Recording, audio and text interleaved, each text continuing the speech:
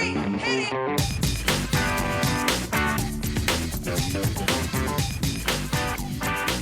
Good morning, good afternoon, good evening, and welcome to today's Caffeine for the Soul.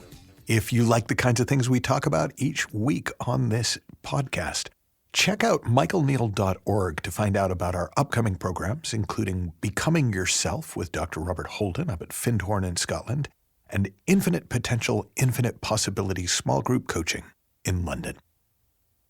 Today's podcast came from a client session that I did recently with a new client who has a very busy life. Now, we all probably feel like we have very busy lives, and I in many ways feel I have a very busy life. And when she described what was going on in her world to me, I was like, wow, you have a really busy life. And she had lots of questions about how she was going to manage this and how she should do this and decisions she had to make. And as I was sort of reflecting on a dog walk before the session about what I knew about her from our pre-coaching conversation, I realized that there was a very important distinction that was going to make a real difference for her. And it's a distinction that is the title of this week's podcast: who before how. And what I mean when I say that is who shows up to your life is going to make more of a difference in your effectiveness, in your success, in the quality of your decision-making than how strategically and tactically you go about doing things. Now, I don't mean who you get to show up in your place. I don't even mean, I don't know if you're a Beyonce fan, but she always talks about Sasha Fierce, who's sort of like her stage persona. So she's like, well, I couldn't do that, but Sasha Fierce owns the stage. And I don't even mean creating a personality that can handle things better than you can. When I say who before how, in a way what I'm really saying is you before how. Because who you are underneath your personality, underneath your psychology, which is just your collection of habitual thinking and ideas about yourself and the world. Who you would still be if you had been born in another time, in another place, in another family, in another body. When that you shows up, the real you, then there will still be some how decisions. There will be things that will still be worth approached strategically with some forethought. There will still be some tactics that you wind up using to do what you're up to. But they'll be obvious. They'll be simple.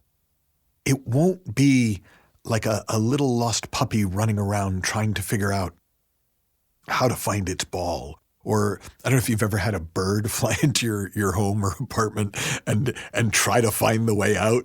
And that's how a lot of us approach our lives. We're like that bird and we're like, oh, look, I think daylight's over there. And we get so worked up in our heads that we find it really hard to find the open door or the open window. But when we are settled, when we are not caught up in our heads, when we're not up in our heads scaring ourselves, we can usually find the open door pretty simply. We can usually find the open window pretty simply because we're quiet enough on the inside. I remember one of my favorite Clint Eastwood movies was Unforgiven. And one of the things that was they went for accuracy. And part of the accuracy of the movie was showing how inaccurate the guns that they used in the Old West were. And so the best gun people weren't the fastest necessarily. They were the ones who took their time to aim and hit their target more often than not.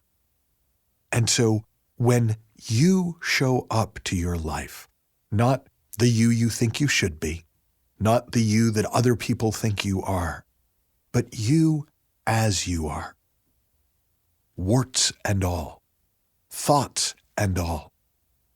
But fundamentally, you are present. The presence that you are shows up. Then the hows, they take care of themselves. Like I say, either you just see the open door, the open window, or you see that you don't yet see, and you don't go flapping around, bumping your head against every wall and glass door, trying to get through.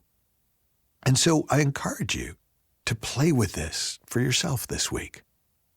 Take the time, if you're facing some challenges in your work or in your life, if there's something you're really trying to figure out how to go about, what's the best way, stop for a minute. Check in. Find that quiet place inside that for most of us is actually really familiar. That's why a lot of times in mystical teachings, they talk about it as coming home. When you come home to yourself, before you try to figure out your life, it turns out that life doesn't need anywhere near as much figuring out as you probably thought. Have fun, learn heaps, happy exploring, and I'll talk with you soon.